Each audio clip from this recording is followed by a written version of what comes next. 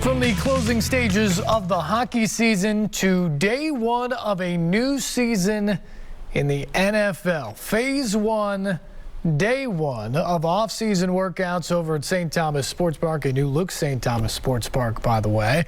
More renovations continuing to get done in time for training camp this fall, but a brand new Titans team convening together mostly. There were some notable exceptions. A.J. Brown holding out for the voluntary workouts, hoping to force the hand of the Titans in a potential new contract. He's seen all those big deals out there for the star wide receivers around the NFL, and he wants in on the action. He should. He's really good. Led the team in receiving catches and yards last year, coming off 2 1,000-yard seasons before that.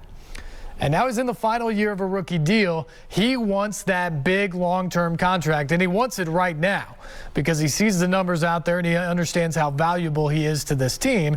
And so he's not going to show up, at least for the voluntary stuff, until he feels comfortable with the progress there. The Titans have said they are not trading A.J. Brown, and they want to keep him long-term. That's the bottom line. But it feels like a moment here where he's saying, okay, you can tell me you love me, but now it's time that you show me you love me. And A.J. Brown not there for right now. Ryan Tannehill not there today. I don't think anything really to look at much there other than the fact that this is all voluntary and it's all just workouts. They can't even have a ball on the field right now. And so Tannehill, who lives in South Florida and has small kids, I think essentially just elected they wanted to be home, working out and running with his family before coming up to Nashville for the more serious stuff a little bit later on.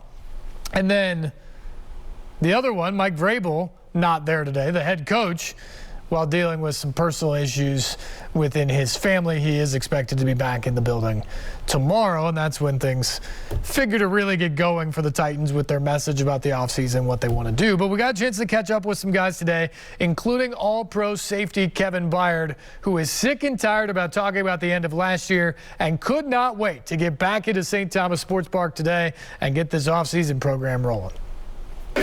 Why? First of all, why the haircut? Yeah,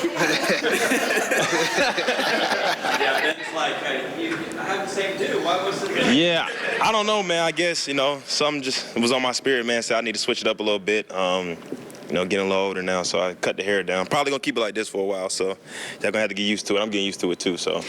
Like me next? Nah, man, I got a little bit more time for that. I don't know. My dad's like that. No, my dad's like that, so it's hereditary, so I'm trying to hold on as long as possible. That's honestly why I was growing my hair out. Off season after you lost to Kansas City in the AFC Championship, or this one? Was tougher. I mean, obviously being one game away from the Super Bowl was tough. This offseason was tough as well. More tough because, just dealing with all the different questions and having to talk about, you guys had 9 sacks, you lost the game. Honestly, man, I was just tired of talking about it, it's one of those deals, woulda, coulda, shoulda.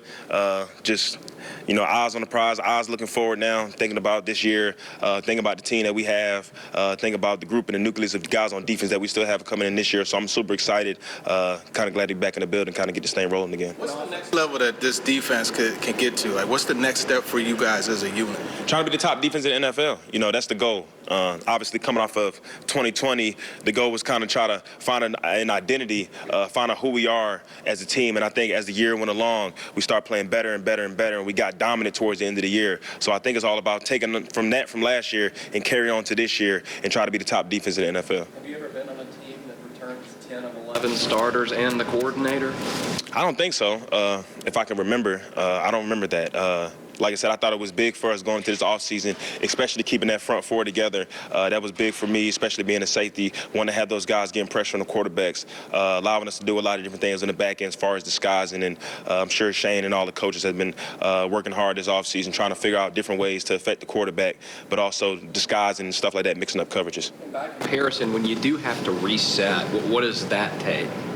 To my resetting my mind or just when you reset when you do have the new coordinator, when there is roster turnover?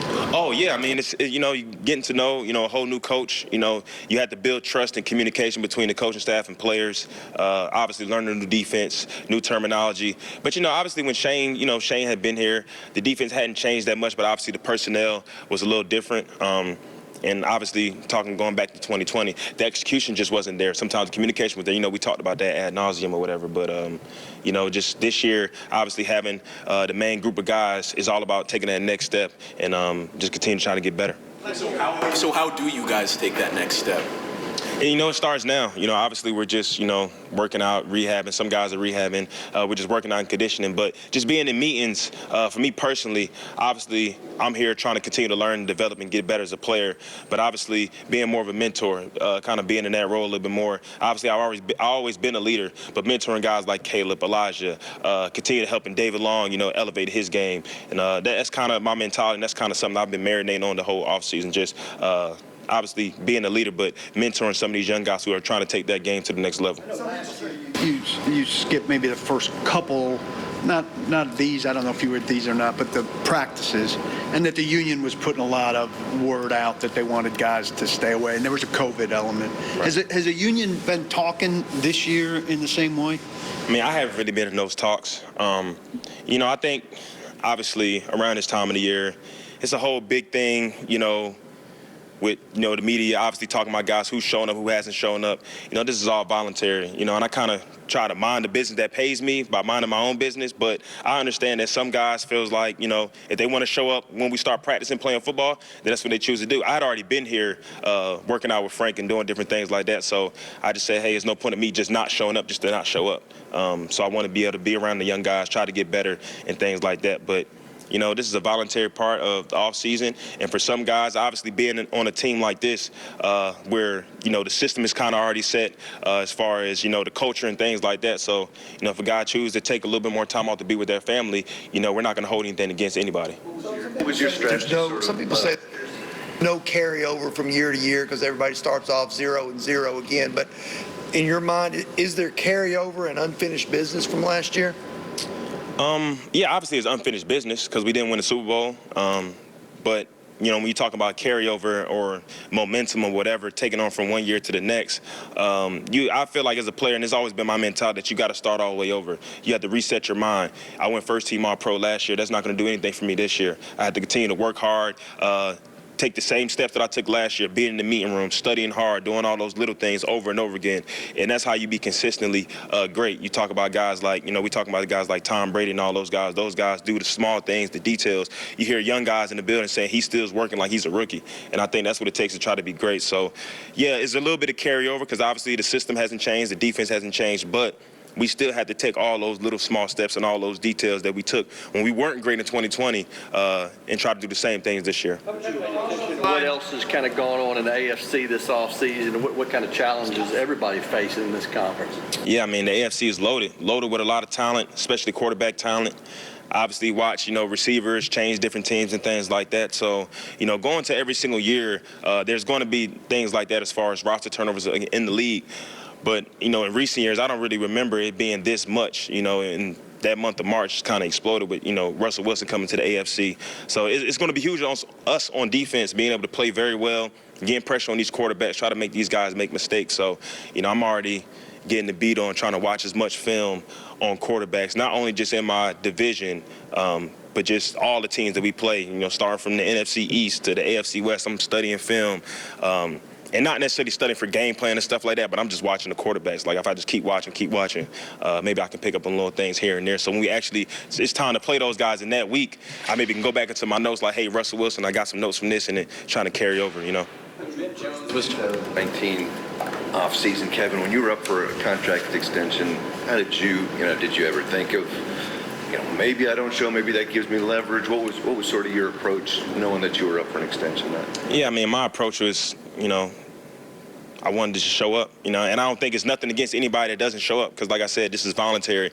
I don't think that, you know, it can go either way.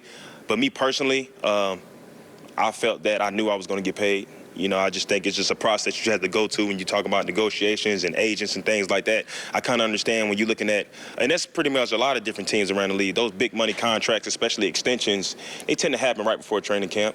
But you know, I was already going to be working out anyway, so I wanted to come in here and continue to learn and continue to try to get better as a young player. So that's just what I did. But at the end of the day, like I said, I kind of just mind the business that pays me, you know. Some players who maybe go to social media as they're kind of talking about the new contract extension too. Do you think, in your opinion, does that help? Does it not help in those cases?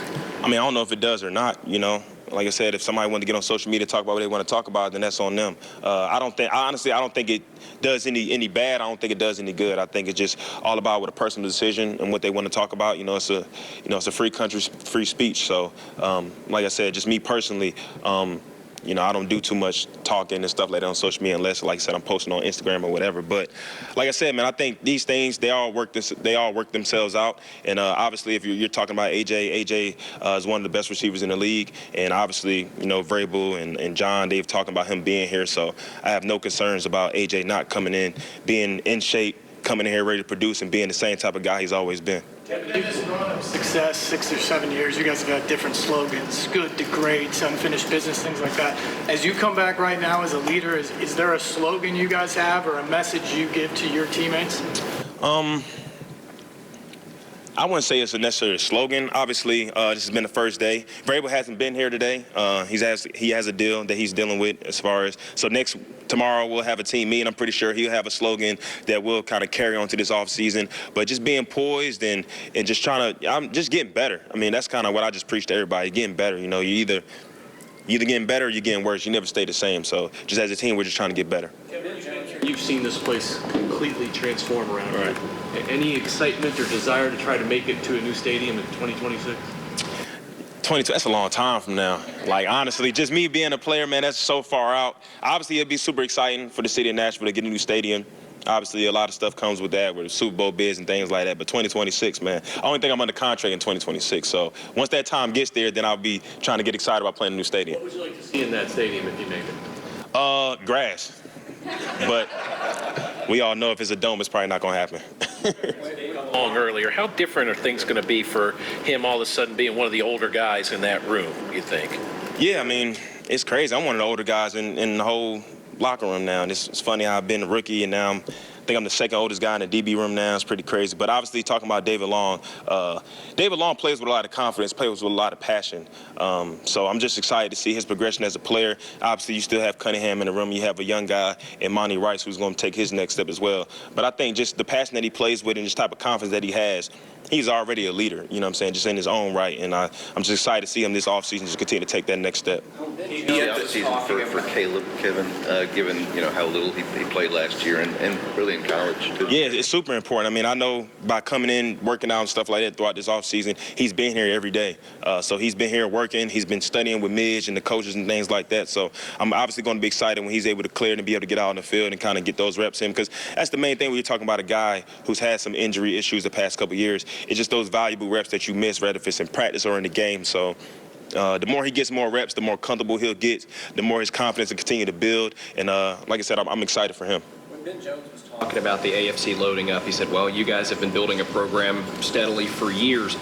When you have that foundation, that cultural foundation, how helpful is that no matter who's coming in and out to be able to rely on that? Yeah, I mean, I think you see it. I mean, it's probably more prevalent in basketball, but in football, you can't really buy championships like that. You have to have the foundation first. Then you bring pieces into that foundation, and then that's when you talk about winning championships. So we have the foundation, and obviously last year we brought some pieces together. We wasn't able to put it together, but that culture and the piece, as far as the things that Vrabel has instilled in us as the team, and obviously having a lot of core leaders on this team, that's what carries over. If you want to talk about things that carry, that's what carry over from year to year, just that culture that we build. And it's up to us as leaders and the veterans to continue to harp that onto the younger guys and some new guys that's coming on the team this year. So, like I said, I'm excited and excited to get this thing rolling, man.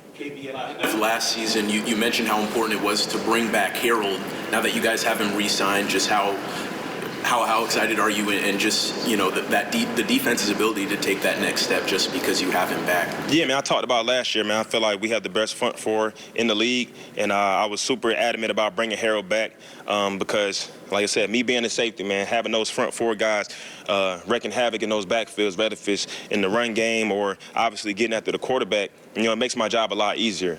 So happy to have all those guys back and looking forward to those guys, I know they have some big lofty goals as well, probably trying to lead the league in sacks and all that different stuff. So super excited about working with those guys again. Kevin, Kevin, one more quickly. Can you speak about your charity event on Thursday you got coming up? Yeah, so Thursday, I'm actually honorary co-chair for the Raleigh Foundation, and this Thursday is going to be Raleigh on the Runway, where I think it's going to be 10 to 12 kids that are either dealing with cancer right now or have beaten cancer. And it's called Rally on the Runway because I'm going to get me, a lot of my buddies on the team, we'll be walking the kids down the runway. You know, they'll strut their stuff and stuff like that. So, I mean, honestly, man, it's a life-changing event. The first time me going was my rookie year, and Jarrell Casey was the honorary chair, and he passed it along to me. And just hearing the stories and just seeing the parents, and obviously being a parent myself now, I think one of the worst moments in a parent's life is, you know, getting that news from a doctor saying that your child has cancer, and watching your child go through chemo and all that stuff is definitely life-changing. So for me personally,